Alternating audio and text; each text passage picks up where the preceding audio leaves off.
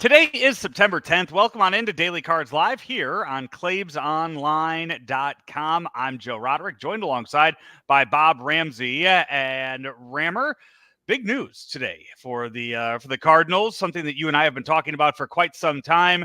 It is the major league debut of Thomas Saggese, the biggest piece that they got back last year amid all of the trades that they made. He will be making his debut tonight down at Busch Stadium against the Cincinnati Reds.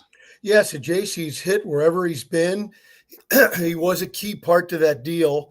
What kind of hitter is he? He's got some pop, but he also hits for average. Is he I'm trying to think of young guys that are in the big leagues now. Is he a right-handed Gavin Lux?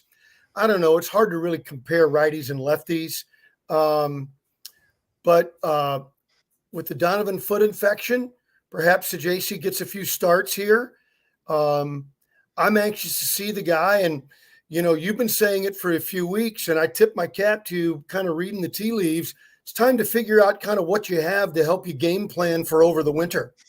Yeah, this is a call up now of 3 weeks of seeing his at bats and determining where he fits into that roster. If it is, because right now, I mean, Saggese is, as I'm looking here, still 22 years old. So add another sub 24-year-old to all of the guys that you have already on that 40-man roster that are going to be part of that or could be part of that starting nine next year.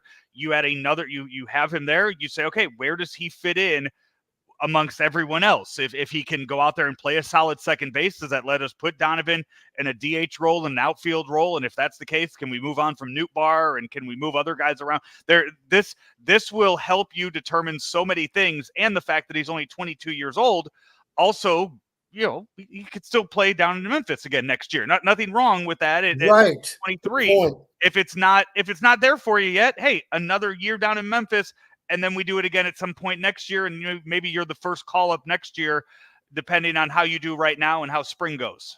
Case in point, two guys, Jordan Walker and the guy that got sent down, Victor Scott. Sometimes it feels like the young guys are getting yanked around, but you got to perform. Have they always been put in the best spot to be successful? I think we could debate if that has happened and if they've got the best shot. The point is, you've got talent and youth.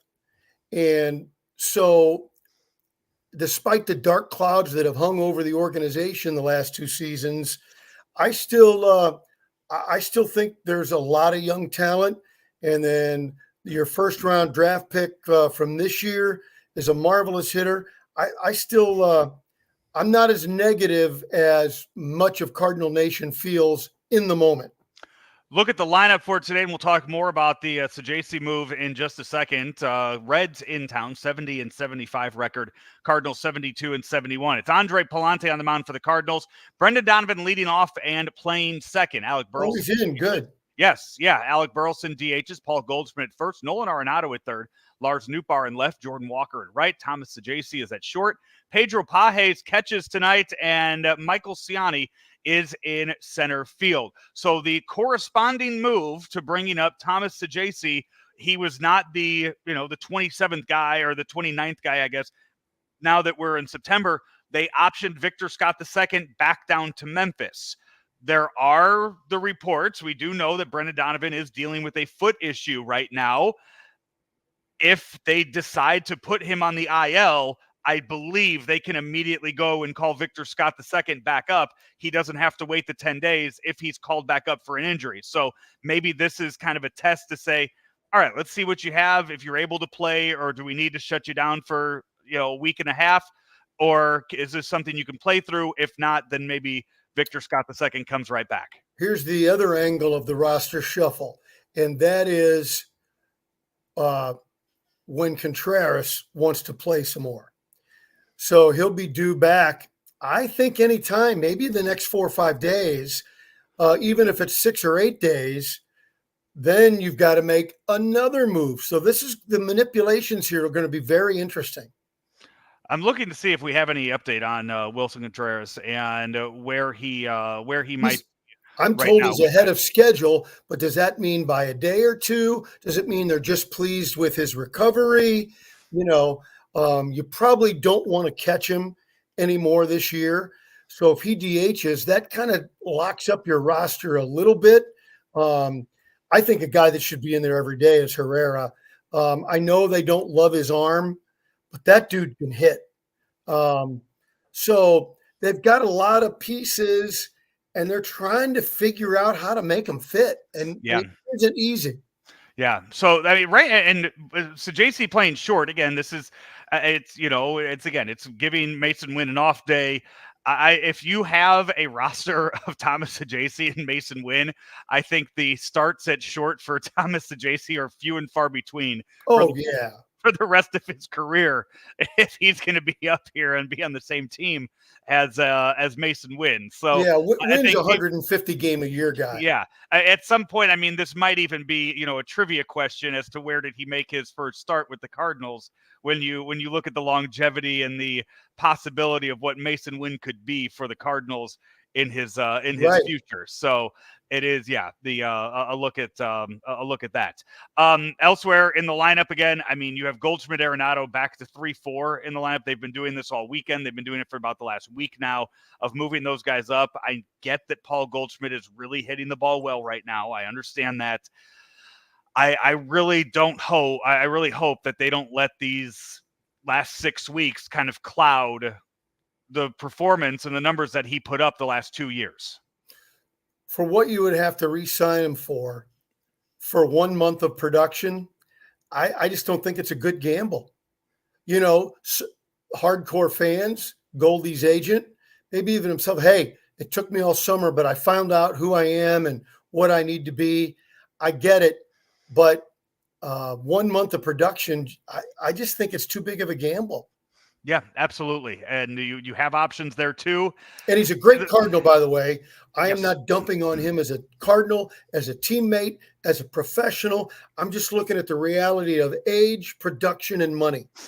It is so hard to also look at because we're sitting here and we've talked about Saggese being called up and the future with where he falls within the infield, whether that's second, third, if he has the arm to play third. That when you look at that, though, it's so hard to just go to guys like Nolan Arenado, Paul Goldschmidt, and say, hey, you're DHing today, so we can take a look at this young 22-year-old and see how he does in this spot. Like that is such a when you are still not technically out of the race either, and you are still holding on to hope that you can make a run at things. That's what makes this tough, and how you have to kind of juggle the fact that you're still in contention. Yeah, you're really not, though, and the Cardinals know it. And if they were still in contention, Wynn would be playing.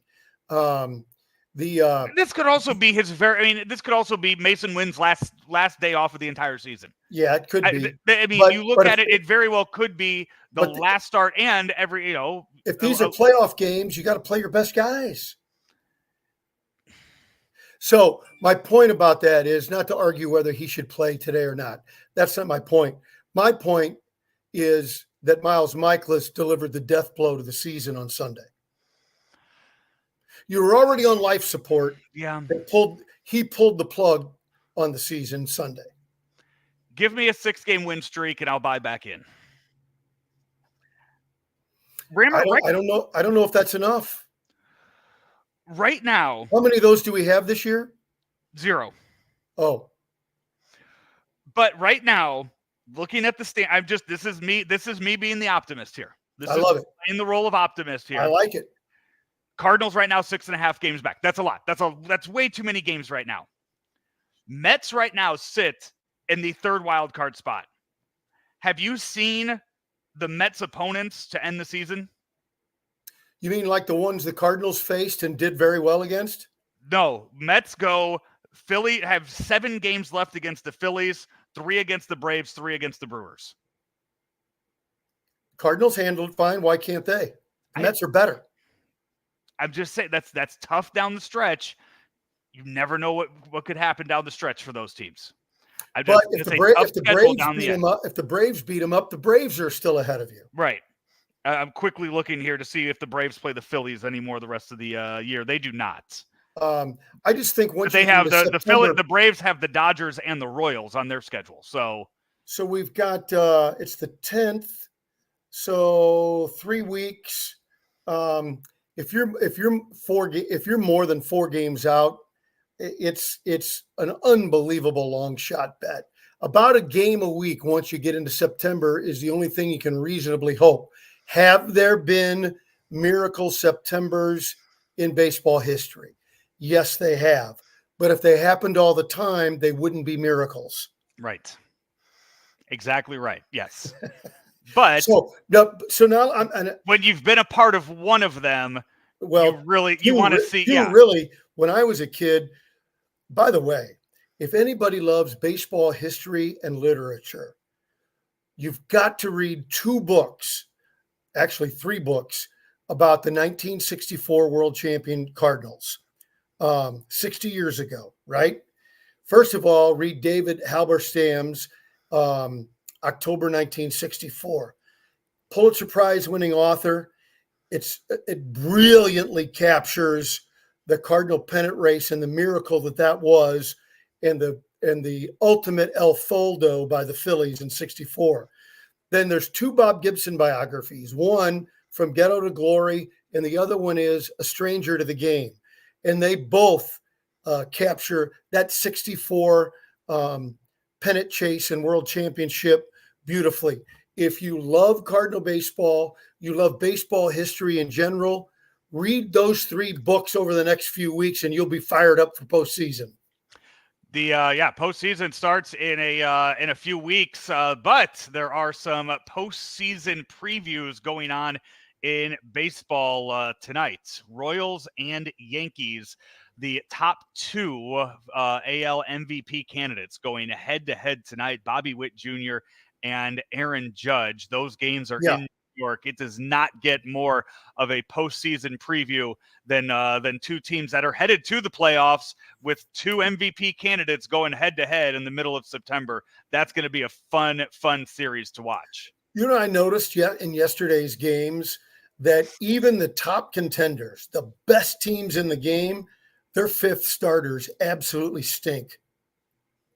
Well, yeah. I mean, you don't believe me, go through and check. That's how hard it is to have a solid pitching staff today. Rammer, I mean, you're talking, 150 starting pitchers. If you look at rotations throughout baseball, 5 pitchers for 30 teams, 150 starters. How many of those are top end? I mean, number 75 on that list probably has an ERA of 4. Just capable guys. Yeah. Probably 100 of the 150. Right. Yeah. Yes. And that's why. So to have 5 of those is just unheard of.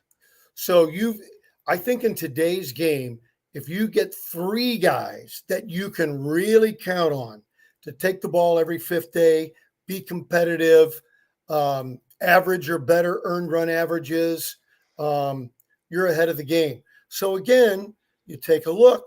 Is there some hope for the Cardinals for over the winter and into next year? I think the answer could be yes, if at least one of your minor league arms comes through.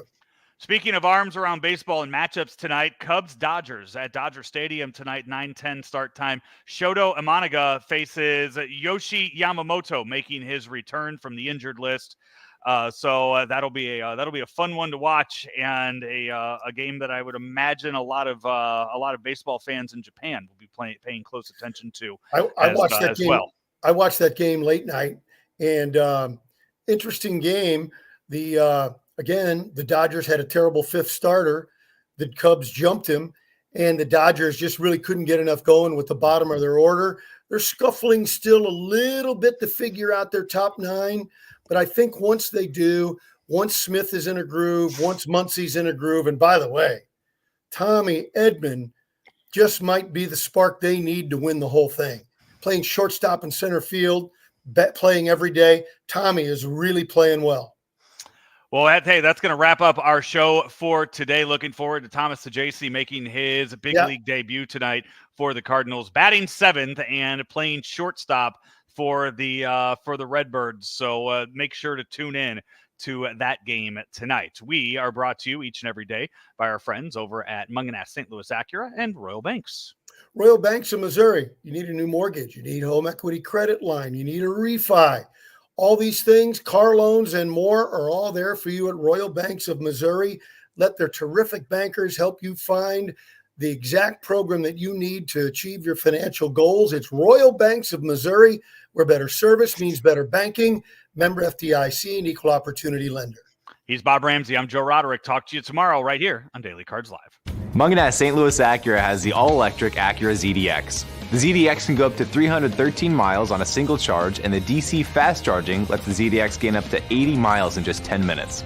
When you lease an Acura ZDX, you can save up to $7,500 with a federal EV lease credit. Or you can buy the new ZDX and get 0.9% for up to 72 months. Come on in to Munganast St. Louis Acura and take a look at the new ZDX for yourself.